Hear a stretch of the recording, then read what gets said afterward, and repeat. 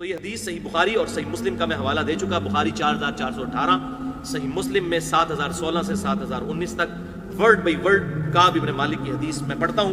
آپ متوجہ ہو کر سنیں، انشاءاللہ آپ کو ٹیسٹ آئے گا. اگر میں زبانی بیان کرتا تو اس کا وہ مزہ نہیں تھا.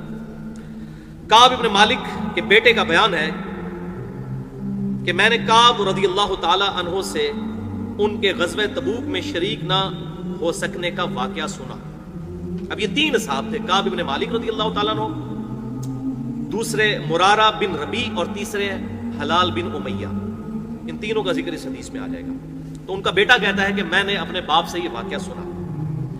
انہوں نے بتایا کہ غزوہ تبوک کے سوا اور کسی غزوہ میں ایسا نہیں ہوا تھا کہ میں رسول اللہ صلی اللہ علیہ وسلم کے ساتھ شریک نہ ہوا ہوں. البتہ غزوہ بدر میں بھی شریک نہیں ہوا تھا، لیکن جو لوگ غزوہ بدر میں شریک نہیں ہو سکے ان کے متعلق آپ صلی اللہ علیہ وسلم نے کسی قسم کی ناراضگی کا اظہار نہیں فرمایا تھا. کیوں کہ آپ صلی اللہ علیہ وسلم اس موقع پر صرف قریش کے قافلے کی تلاش میں نکلے تھے. یہ ہم سورۃ الانفال میں سن چکے ہیں کہ وہ غزوہ بدر کے لیے تو گئے نہیں تھے، وہ تو ابو سفیان کے قافلے کے لیے گئے تھے. لیکن اللہ تعالیٰ کے حکم سے کسی پہلی تیاری کے بغیر آپ صلی اللہ علیہ وسلم کی دشمنوں سے ٹکر ہو گئی اور میں لیلہ عقبہ ثانیہ میں بھی آپ صلی اللہ علیہ وسلم کی خدمت میں حاضر تھا.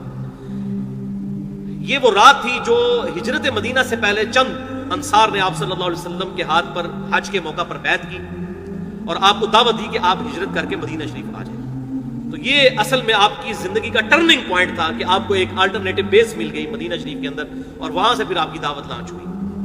تو یہ صحابی کہتے ہیں میرے لیے تو یہ فخر کی بات تھی کہ میں تو اس رات میں بھی حضور کے ہاتھ پر بیعت کرنے والے جو چند لوگ تھے ان میں شامل تھا. تو میں اپنے لیے اعزاز غزوہ بدر سے بھی بڑھ کر سمجھتا ہوں.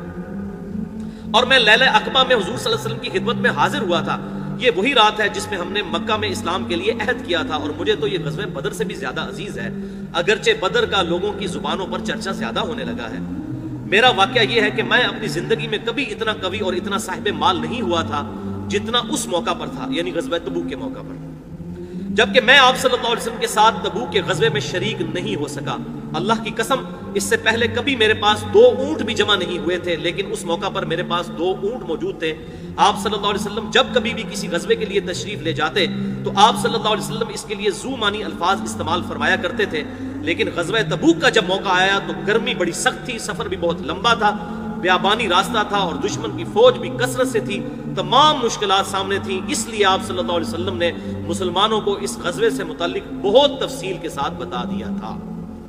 یعنی پہلے آپ صلی اللہ علیہ وسلم جو ہے وہ کنائے سے گفتگو کرتے تھے تاکہ کوئی دشمن سن نہ لے، راز لیک نہ ہو جائے. مثلا بخاری مسلم میں آتا ہے آپ نے اگر مشرق کی طرف جانا ہوتا تھا تو آپ کہتے تھے مغرب میں جائیں گے، تو ہم سمجھ جاتے تھے کہ ہم نے مشرق میں جانا ہے. لیکن یہ ایسا خطرناک موقع تھا کہ آپ نے کھل کر ساری بات کی کہ بھئی یہ ایسا غزوہ ہے، یہ ڈیسائسو ہے. ظاہر ہے انٹرنیشنل لیول پہ مسلمانوں کی دھاک بیٹھنے والی تھی اور آئندہ آنے والی فتوحات ساری اسی غزوہ تبوک پہ ڈیپینڈنٹ تھی.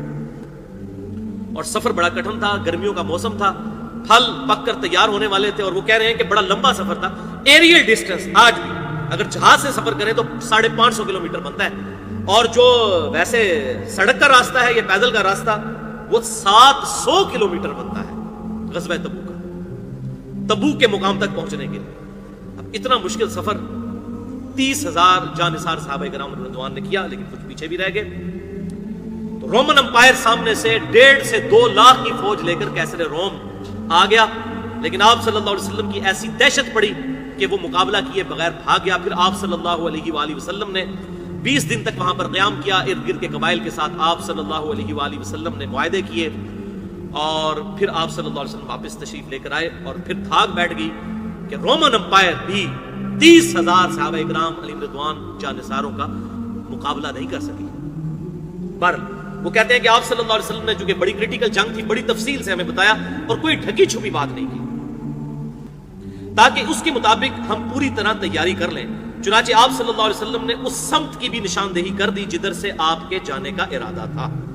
مسلمان بھی آپ صلی اللہ علیہ وسلم کے ساتھ بہت تھے، اتنے زیادہ مسلمان تھے کہ کسی رجسٹر میں اگر ناموں کا لکھنا بھی ہوتا تو مشکل پڑ جاتا.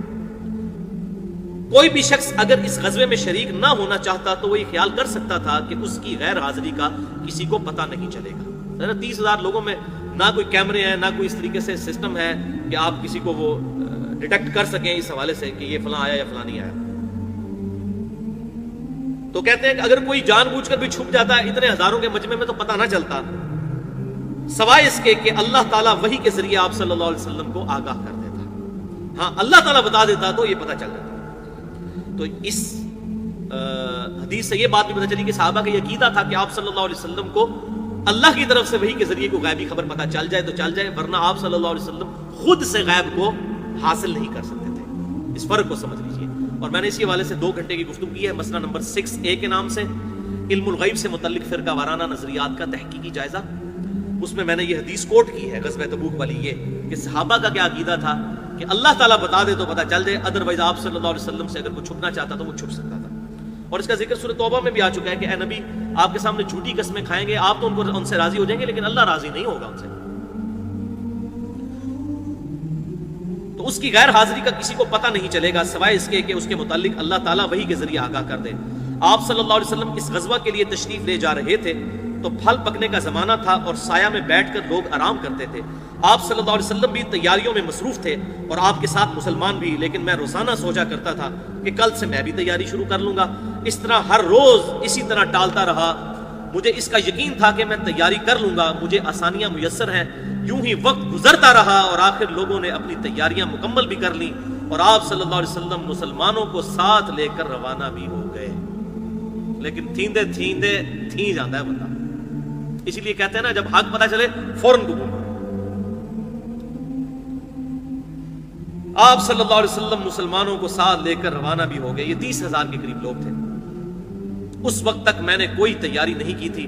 اس موقع پر بھی میں نے اپنے دل کو یہی کہہ کر سمجھایا کہ کل یا پرسوں تک تیاری کر ہی لوں گا اور پھر لشکر سے جا ملوں گا۔ کوچ کے بعد دوسرے دن میں نے تیاری کے لیے سوچا لیکن اس دن بھی کوئی تیاری نہیں کی۔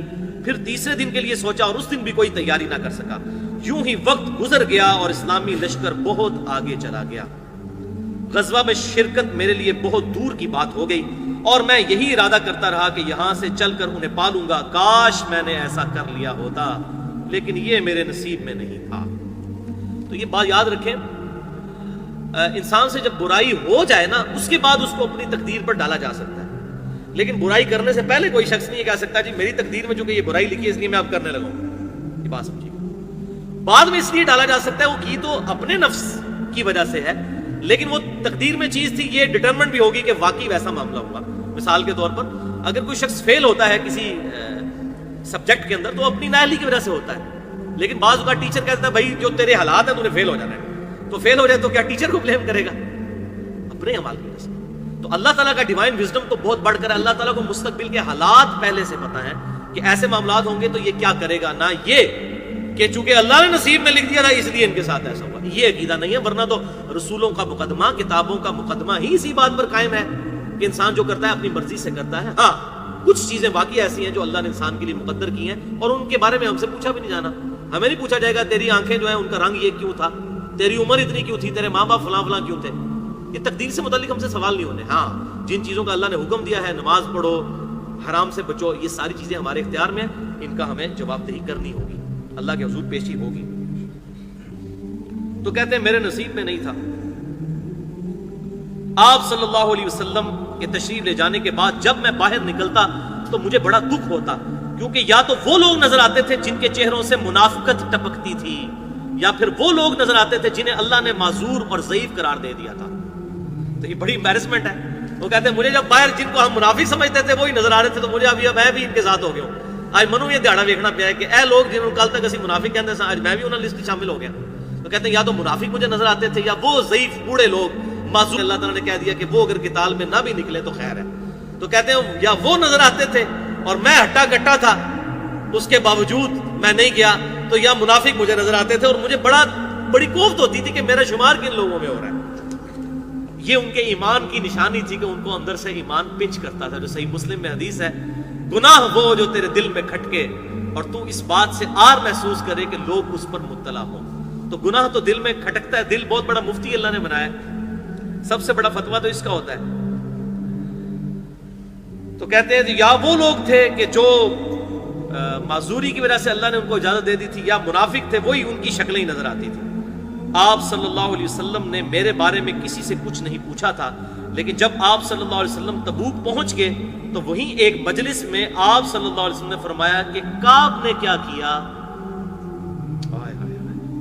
یہ تو ان کو بعد میں پتا چلا نا. دیکھیں جو خاص لوگ ہوتے ہیں نا وہ نگاہ میں ہوتے ہیں, یہ بات ذہن میں رکھیے گا. اور خاص لوگ اگر اس طریقے سے ڈنڈی مار جائیں تو اس کا دکھ بھی زیادہ ہوتا ہے, عام آدمی کا نہیں ہوتا. تو حضور صلی اللہ علیہ وسلم نے پوچھا کہ کعب نے کیا کیا؟ بنو سلمہ کے ایک صاحب نے کہا یا رسول اللہ اس کے غرور نے اسے آنے نہیں دیا. صحیح مسلم میں حدیث ہے, تکبر یہ نہیں کہ تم اچھا لباس پہنو یا اچھے دکھو, اللہ بھی خوبصورت ہے اور خوبصورتی کو پسند کرتا ہے. تکبر یہ ہے کہ تم دوسروں کو حقیر سمجھو اور حق بات سے اناد کرو. یہ حق بات سے اناد تھا, رسول اللہ صلی اللہ علیہ وسلم کا ساتھ نہ دیا. تو اس وجہ سے انہوں نے کہا اس کو تکبر نے آمادہ کیا. اس پر معاذ بن جبل بولے تم نے بری بات کہی. تو معاذ بن جبل نے کہا کہ نہیں, یہ کسی کے ایک واقعے سے اس کی پوری زندگی زیرو تو نہیں ہوگی, وہ کامل الایمان ہے, اب کہیں نفس کے غلبے کی وجہ سے ہو گیا. اور ہمارے مولوی کیا کرتے ہیں, کسی کی ایک ایک بات پکڑ کے نا پورے لیکچر لوگوں نے ریکارڈ کرایا ہوتے ہیں. کچھ مولویوں کا کام ہی ہے ایک ایک دو غلطیاں پکڑی ہوئی ہیں, پورا لیکچر ریکارڈ کرایا ہوتا ہے اور کہتا ہے یہ تو گمراہ ہو گیا, یہ تو دوست کی ہو گیا. حالانکہ یہ جو مولوی اس قسم کی حرکتیں کر رہے ہیں, میں ان کا پوسٹ مارٹم کروں تو میں ایک ایک نہیں ان کی 100 باتیں نکال لوں. لیکن اس طرح نہیں ہوتا کہ کسی کی ایک یا دو غلطیاں پکڑ کے آپ اس کو زیرو سے ملٹیپلائی کرتے ہیں. ایک یا دو غلطیوں کی وجہ سے تو پھر صحابہ کے ساتھ بھی آپ دیکھ لیں کیا ہوا. تو معاذ ابن جبل نے فوراً صفائی دی کہ نہیں, اگر یہاں نہیں آیا تو باقی مارکوں میں تو ساتھ ہی تھا, تو تم ایسی بات نہ کرو, تم نے بڑی بری بات کی ہے. یہ بات کہہ گئے معاذ بن جبل بولے تم نے بری بات کہی. یا رسول اللہ صلی اللہ علیہ وسلم, اللہ کی قسم ہمیں کعب کے متعلق خیر کے سوا اور کچھ معلوم نہیں. تو انہوں نے گواہی بھی دے دی کہ یا رسول اللہ صلی اللہ علیہ وسلم میں گواہی دیتا ہوں کہ وہ ایمان والا ہے. لیکن آپ صلی اللہ علیہ وسلم خاموش رہے. آپ نے نہ تصدیق کی, نہ ان کو کچھ کہا, نہ ان کو کچھ. ظاہر ہے حضور کو دکھ تو تھا کہ اس نے کیا کیا. اس چیز کو میں بھی فیل کر سکتا ہوں. جو یہ ہمارے ریگولر لسنر ہے لیکچر میں جب نہ آئے نا, مجھے بھی بڑی اس وقت تکلیف ہوتی ہے. اگر کوئی عام آدمی نہیں آتا خیر ہے. تو یہ دعوت کے میدان میں جو بندہ جڑتا ہے نا, اس کو یہ بات پتہ چلتی ہے کہ جو خاص لوگ ہیں ان سے کیوں سرزنش ہوتی ہے, پھر ان سے سختی بھی ہوتی ہے. اللہ اکبر. رسول اللہ صلی اللہ علیہ وسلم نے کچھ نہیں فرمایا اور خاموش رہے. جب مجھے معلوم ہوا کہ آپ صلی اللہ علیہ وسلم واپس تشریف لا رہے ہیں تو اب مجھ پر فکر سوار ہوا اور میرا ذہن کوئی ایسا جھوٹا بہانہ تلاش کرنے لگا جس سے میں کل آپ صلی اللہ علیہ وسلم کی ناراضگی سے بچ جاؤں. اپنے گھر کے ہر عقل مند آدمی سے اس سے متعلق میں نے مشورہ کیا, لیکن جب مجھے معلوم ہوا کہ آپ صلی اللہ علیہ وسلم مدینے سے بالکل قریب تشریف لا چکے ہیں تو غلط خیالات میرے ذہن سے نکل گئے اور مجھے یقین ہو گیا کہ اس معاملہ میں جھوٹ بول کر اپنے آپ کو کسی بھی طریقے سے محفوظ نہیں کر سکوں گا. بس یہی ان کا ٹرننگ پوائنٹ تھا, ورنہ منافق ہو جاتے ہیں. چنانچہ میں نے سچی بات کہنے کا پختہ ارادہ کر لیا. صبح کے وقت آپ صلی اللہ علیہ وسلم تشریف لائے. جب آپ صلی اللہ علیہ وسلم کسی سفر سے واپس تشریف لاتے تو یہ آپ کی مبارک عادت تھی کہ آپ صلی اللہ علیہ وسلم پہلے مسجد میں تشریف لے جایا کرتے تھے اور 2 رکعت نماز پڑھا کرتے تھے, پھر لوگوں کے ساتھ مجلس میں بیٹھ جاتے تھے.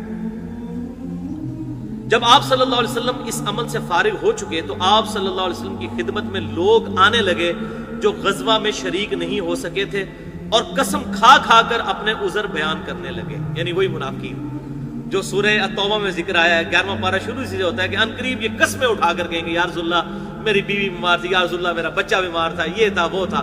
تو یہ تو آپ کو راضی کر لیں گے لیکن اللہ کو راضی نہیں کر سکتے. اللہ کو تو پتہ ہے یہ جھوٹ بول رہے ہیں. لوگ قسمیں کھا کھا کر اپنے عذر بیان کرنے لگے اور ایسے لوگوں کی تعداد 80 کے قریب تھی. آپ صلی اللہ علیہ وسلم نے ان کے ظاہر کو قبول فرما لیا اور ان سے عہد لیا, ان کے لیے مغفرت کی دعا فرمائی اور ان کے باطن کو اللہ کے سپرد کر دیا. آپ صلی اللہ علیہ وسلم کی یہ شفقت تھی. آپ نے کہا ٹھیک ہے چھوڑ دیں گے سب کو, اور دعا بھی کر دی ان کے لیے. یا رسول اللہ آپ اندر چور بھی تو سب کے تھا نا, یا رسول اللہ دعا کرو, ہمارے لیے دعا بھی کرو. اب دعا کس لیے کروا رہے تھے, پتہ تو تھا کہ غلطی کی ہوئی ہے. اور جو منافق تھے وہ یہ چاہتے تھے کہ تاکہ حضور کو یقین آ جائے کہ ہم آپ پر کامل الایمان مومنین میں ہم بھی شامل ہیں. تو آپ صلی اللہ علیہ وسلم نے سب کو رخصت کر دیا. اس کے بعد میں حاضر ہوا, میں نے سلام کیا تو آپ صلی اللہ علیہ وسلم مسکرائے اور آپ کی مسکراہٹ میں ایک ناراضگی اور طنز تھا. اللہ, اس مسکراہٹ کی جو تکلیف ہے وہ حضرت کعب بن مالک نے محسوس کی. کہ وہ ہوتا ہے نا تنزیہ کسی پر مسکرانا کہ اچھا آگے ہو کعب تم بھی ان لوگوں میں شامل. اللہ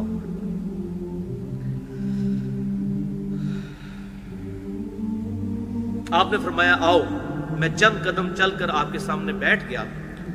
آپ صلی اللہ علیہ وسلم نے مجھ سے دریافت فرمایا کہ تم غزوہ میں کیوں شریک نہیں ہوئے؟ کیا تم نے کوئی سواری نہیں خریدی تھی؟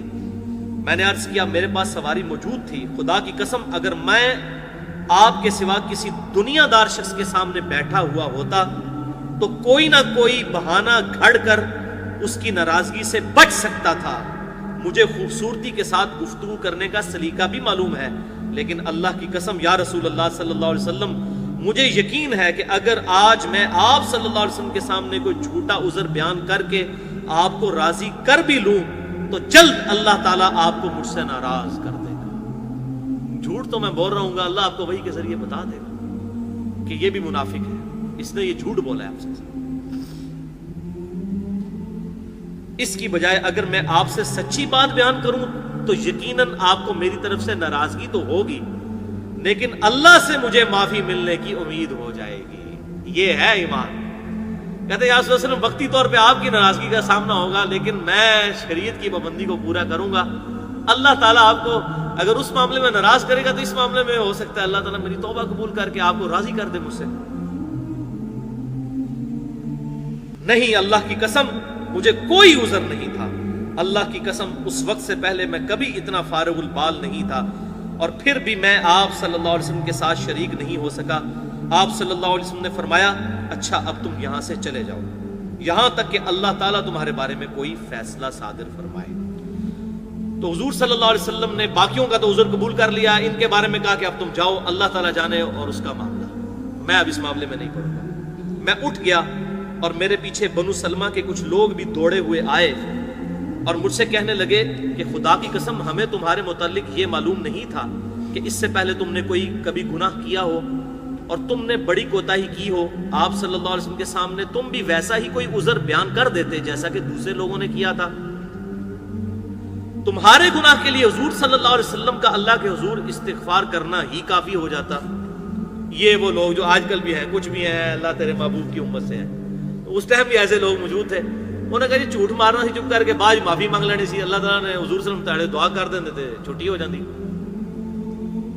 اب یہ ایسے لوگ بھی، ہر کامل ایمان تو سارے نہیں ہوتے نا، بیچارے کمزور ایمان والے بھی تھے، اس قسم کے مشورے دینے والے بھی بیچ میں شامل تھے.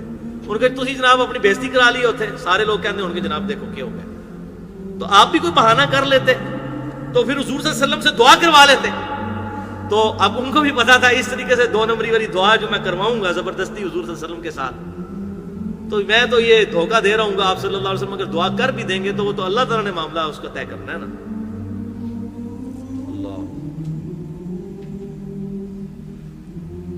تمہارے گناہ کے لیے آپ صلی اللہ علیہ وسلم کا استغفار ہی کافی ہو جاتا. اللہ کی قسم ان لوگوں نے مجھے اس پر اتنا ملامت کیا کہ مجھے بھی خیال آیا کہ مجھے حضور سے جا کر کوئی جھوٹا عذر بیان کر دینا چاہیے. یہ دیکھیں ساتھی مروا دیتے ہیں نا.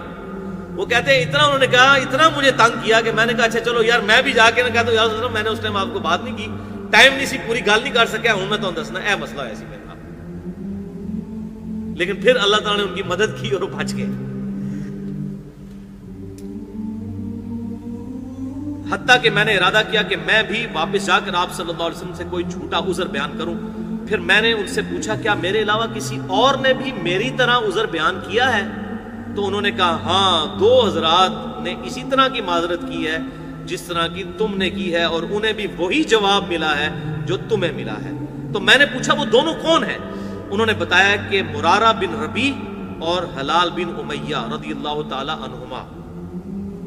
ان 2 ایسے صحابہ کا نام انہوں نے لیا جو سالے تھے اور غزوہ بدر میں بھی شریک ہوئے تھے.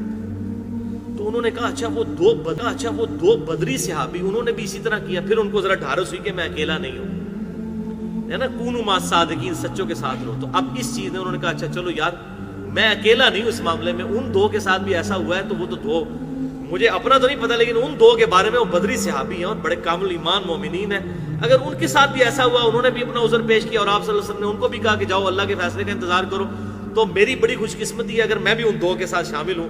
تو پھر انہوں نے اپنا ارادہ ترک کر دیا، وہ واپس جانے والا جو لوگ ان کو ابھار رہے تھے. ان کا طرز عمل میرے لیے نمونہ بن گیا، چنانچہ انہوں نے جب ان بزرگ صحابہ کا نام لیا تو میں اپنے گھر چلا آیا، اور آپ صلی اللہ علیہ وسلم نے لوگوں کو ہم سے بات چیت کرنے کی ممانعت کر دی، یعنی مقاطع کر دیا، سوشل بائیکاٹ کر دیا، تمام صحابہ کو حکم دے دیا آپ صلی اللہ علیہ وسلم نے کہ اب ان کے نہ تو سلام کا جواب کوئی دے گا، نہ ان کے ساتھ کوئی بات کرے گا، سوشل بائیکاٹ ہے اب ان کا، ان کے ساتھ کسی نے کوئی بات نہیں کرنی۔ یہ بہت بڑا امتحان تھا، اور ظاہر ہے کہ ایک مسلمان معاشرے میں جہاں پر ایک جماعتی زندگی ہوتی ہے وہاں پر اس طریقے سے لوگوں کی اصلاح کے لیے ایسا بائیکاٹ کرنا ضروری ہو جاتا ہے۔ تو سوشل بائیکاٹ ان کا ہو گیا اس اسلامی معاشرے کے نظم و ضبط کو قائم کرنے کے لیے۔ بہت سے لوگ جو غزوے میں شریک نہیں ہوئے تھے ان میں سے صرف ہم 3 ہی تھے، لوگ ہم سے الگ رہنے لگے اور سب لوگ بدل گئے، ایسا نظر آتا تھا کہ ہم سے ساری دنیا بدل گئی ہے، ہمارا اس سے کوئی واسطہ ہی نہیں ہے۔ 50 دن تک ہم اسی طرح رہے۔ یہ 50 دن بڑا ٹائم ہے اس حالت میں ایک کامل الایمان صحابی کے لیے گزارنا، کہ نہ حضور سلام کا جواب دیں اور نہ صحابہ دیں، نہ کوئی بات کرنے کے لیے تیار ہو۔ اللہ، میرے 2 ساتھیوں نے تو اپنے گھروں سے نکلنا ہی چھوڑ دیا تھا، بس روتے ہی رہتے تھے، لیکن میرے اندر ہمت تھی، میں باہر نکلتا تھا، مسلمانوں کے ساتھ نماز میں بھی شریک ہوتا تھا اور بازاروں میں بھی گھوما کرتا تھا، لیکن مجھ سے کوئی بولتا نہیں تھا۔ میں آپ صلی اللہ علیہ وسلم کی خدمت میں حاضر بھی ہوتا تھا، آپ کو سلام بھی کرتا تھا۔ جب آپ صلی اللہ علیہ وسلم نماز کے بعد مجلس میں بیٹھتے تو میں اس جستجو میں لگا رہتا کہ دیکھوں آپ صلی اللہ علیہ وسلم میرے سلام کا جواب دیتے ہیں یا نہیں۔ میں آپ صلی اللہ علیہ وسلم کے مبارک ہونٹوں کی طرف بھی دیکھتا رہتا کہ ہلتے ہیں یا نہیں۔ یہ اب ناراضگی کا آپ ذرا اندازہ لگائیں۔ پھر آپ صلی اللہ علیہ وسلم کے قریب ہی میں نماز پڑھتا اور آپ کو نماز میں کنکھیوں سے دیکھتا رہتا۔ جب میں اپنی نماز میں مشغول ہو جاتا تو حضور صلی اللہ علیہ وسلم میری طرف دیکھتے تھے، لیکن جو ہی میں آپ کی طرف دیکھتا آپ رخ انور پھیر لیتے۔ اب حضور صلی اللہ علیہ وسلم، اب آگ تو دونوں طرف لگی ہوئی تھی، ظاہر ہے حضور کے صحابی تھے، حضور کو دل میں تو محبت تھی، حریص علیکم بالمؤمنین رؤوف الرحیم۔ تو آپ صلی اللہ علیہ وسلم جب وہ نہیں دیکھ رہے تھے حضور پھر ان کی طرف دیکھ رہے تھے، جیسے ہی وہ دیکھتے تھے حضور اپنی ناراضگی اظہار کرتے تھے، یہ شو کروانے کے لیے کہ میں تیری طرف نہیں دیکھ رہا۔ جب میں اپنی نماز میں مشغول ہو جاتا تو آپ صلی اللہ علیہ وسلم میری طرف دیکھتے، لیکن جو ہی میں آپ کی طرف دیکھتا آپ رخ انور پھیر لیتے۔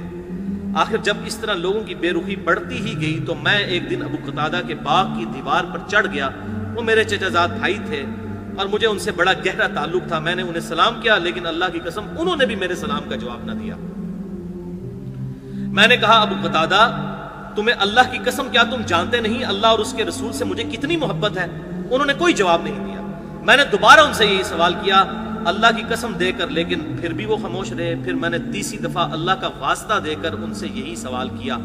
اس مرتبہ انہوں نے صرف اتنا کہا اللہ اور اس کا رسول بہتر جانتے ہیں۔ جواب ان کو بھی نہیں دیا۔ وہ اب کہہ رہے ہیں میں اللہ اور اس کے رسول سے محبت کرنا، ان کا اللہ اور اس کا رسول بہتر جانتے ہیں جو معاملہ کرنا ہے تیرے ساتھ۔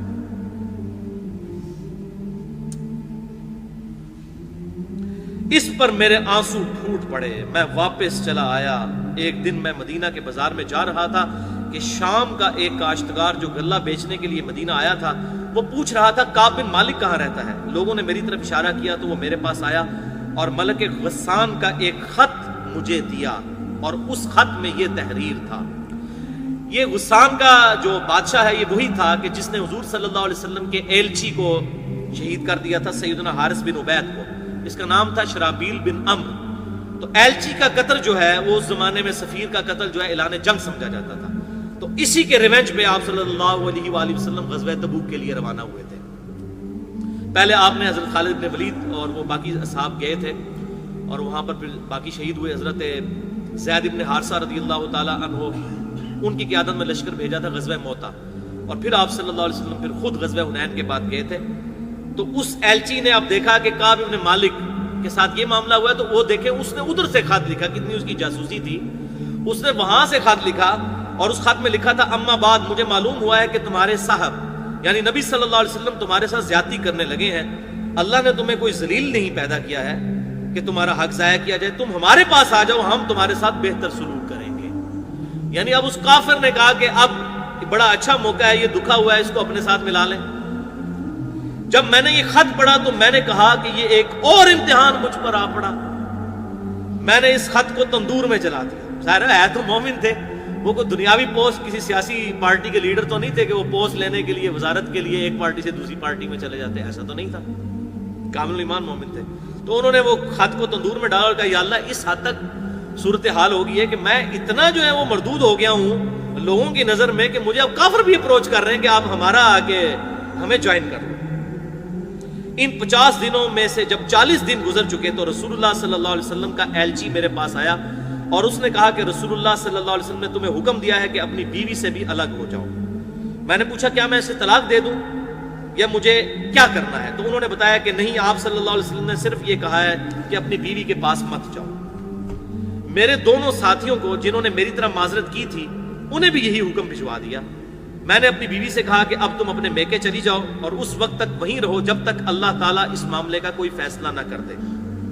کعب رضی اللہ تعالیٰ عنہ کہتے ہیں کہ حلال بن امیہ جن کا مقاطعہ ہوا تھا, یعنی ان تینوں میں سے جو حلال بن امیہ تھے, وہ کہتے ہیں کہ وہ ایک بوڑھے شخص تھے اور کمزور تھے, ان کے پاس کوئی خادم بھی نہیں تھا.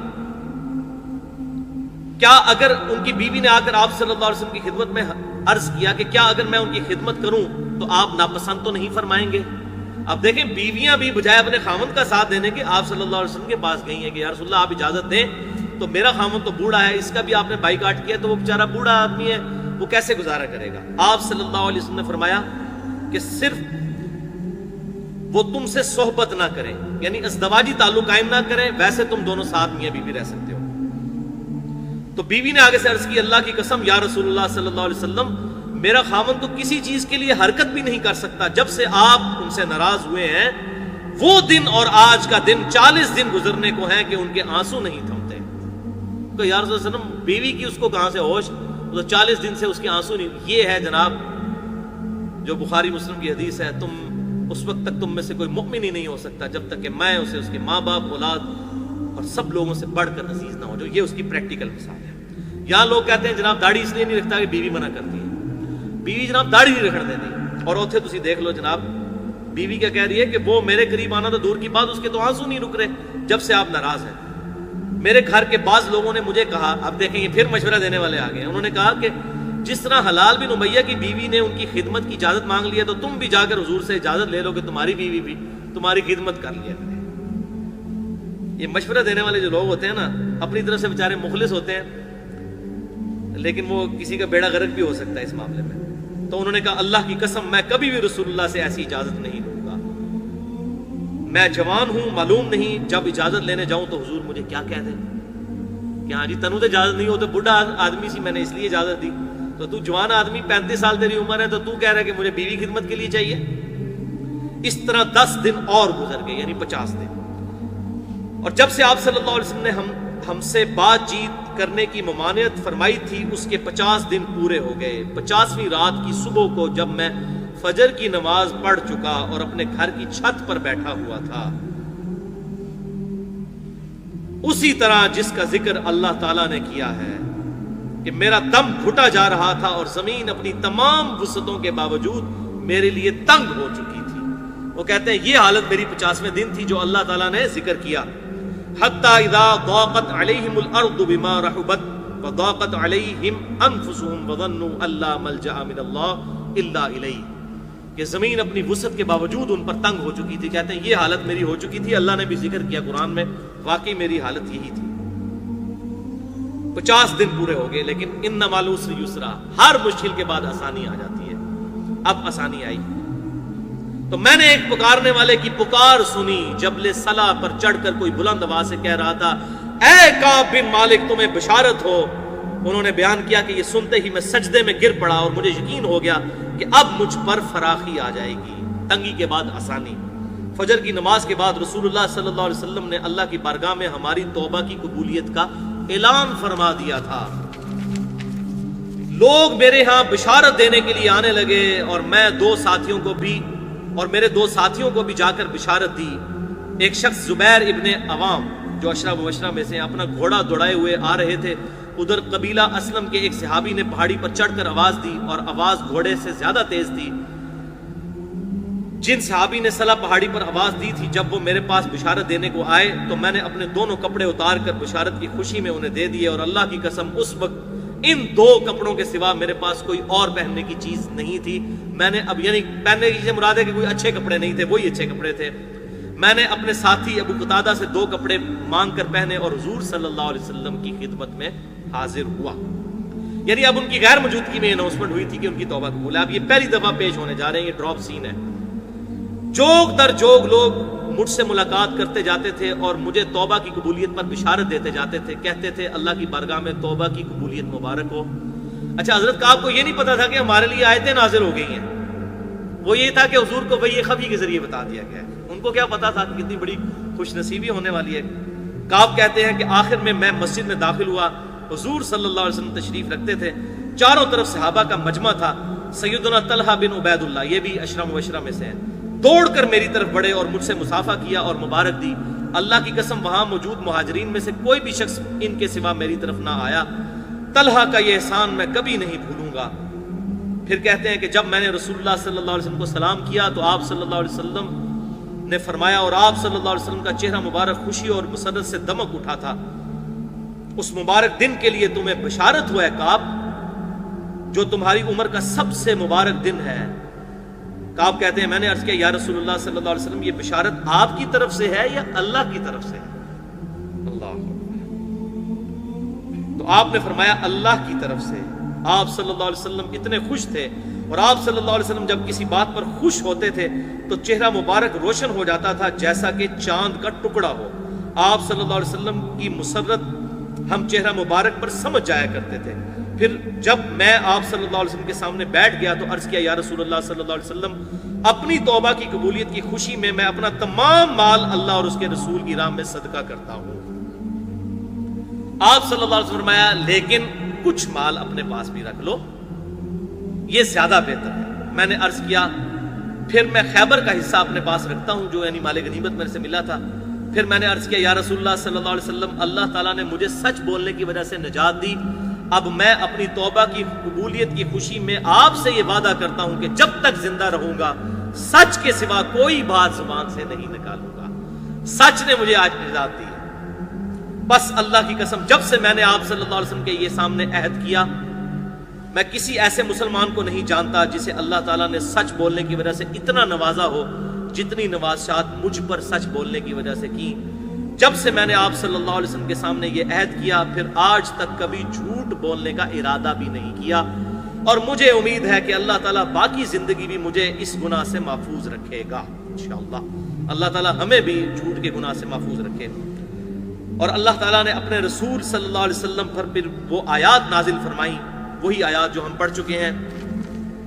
لقد تاب اللہ علی النبی والمہاجرین، یہ سورۃ التوبہ آیت نمبر 117 اور 118، یہ حضرت کعب نے پھر تلاوت کی اور پھر کہا کہ اللہ نے پھر یہ فرمایا وَكُونُوا مَعَ الصَّادِقِينَ، سچوں کے ساتھ ہو جاؤ۔